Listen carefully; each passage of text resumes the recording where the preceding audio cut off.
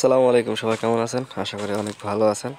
গতকালকে যে প্রেডিকশনটা করছিলাম সেটা আমি শর্টস ভিডিও আকারে দিছিলাম। তো যারা আমার চ্যানেলের সাথে যুক্ত আছেন তারা হয়তো দেখছেন, আর যারা দেখেনি তারা দেখে নিন। তো আমি গতকালকে কিন্তু প্রেডিকশন দিয়েছিলাম যে আরসিবি ম্যাচ জিতবে, আরসিবি ম্যাচ কিন্তু জিতছে। তো আজকে যে সেকেন্ড আইপিএল ম্যাচ আজকে বিকেল 4টায় আছে, তো সেটার প্রেডিকশন নিয়ে আসলাম আপনাদের সামনে। তো আজকে দ্বিতীয় ম্যাচ যেটা, সেটা সানরাইজার্স হায়দ্রাবাদ ভার্সাস রাজস্থান রয়্যালসের মধ্যকার খেলা। এর আগে এই দুইটি দল দুইজনের মুখোমুখি হয়েছে 20 বার, তার মধ্যে 11 বার সানরাইজার্স হায়দ্রাবাদ জিতছে। আর সবচেয়ে বড় কথা, আজকে যে মাঠে খেলা, হায়দ্রাবাদের মাঠে খেলা, এই মাঠে 5 বার খেলা হয়েছে রাজস্থান এবং হায়দ্রাবাদের মধ্যে। তার মধ্যে শুধুমাত্র একবার জিতছে রাজস্থান, বাদবাকি কিন্তু সবগুলো হায়দ্রাবাদ জিতছে।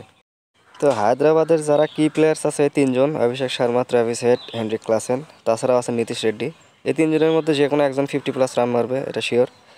আর এদের মধ্যে সবচেয়ে বেশি চান্স অভিষেক শর্মার। অভিষেক শর্মা ইদানিং খুব ভালো ফর্মে আছে। ট্র্যাভিস হেডও যদিও ভালো ফর্মে আছে, তবে অভিষেক শর্মার 50 মারার চান্স সবচেয়ে বেশি। আর এদের সাথে দেবে নীতিশ রেড্ডি, উনি খুব ভালো ফর্মে আছে।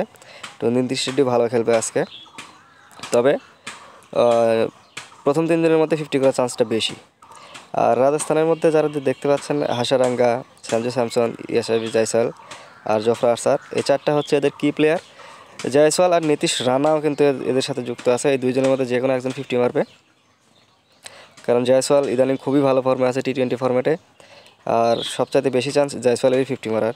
যদিও সঞ্জু স্যামসন ইনজুরিতে আছে, যার কারণে খুব একটা হয়তো আজকে ভালো নক করতে পারবে না, তারপরেও সঞ্জু স্যামসন ভালো খেলবে। আর নীতিশ রানা এবার রাজস্থানে প্রথম জয়েন করছে। নীতিশ রানার ফর্ম আমরা সবাই জানি, কলকাতাতে ভালো খেলছে, মুম্বাইতেও ভালো খেলছে, এখন রাজস্থানে আসছে, রাজস্থানেও ভালো করবে। সঞ্জু স্যামসন হাতের আঙুলে ইনজুরির কারণে হয়তো খুব একটা ভালো করতে পারবে না, তারপরেও সঞ্জু স্যামসন কিন্তু প্রত্যেকটা ম্যাচে প্রথম দিকে 50 করে থাকে।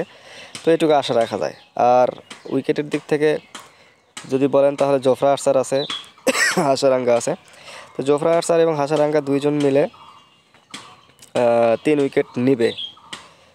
আর যেটা ফাইনাল ম্যাচ প্রেডিকশন, সেটা হচ্ছে আমার মতে আজকে এসআরএচ উইন হবে। আর মুম্বাই এবং চেন্নাইয়ের যে প্রেডিকশন, সেটা আসবে সন্ধ্যা 7টার মধ্যে। আমার চ্যানেলের সাথে থাকুন প্রেডিকশন পেতে।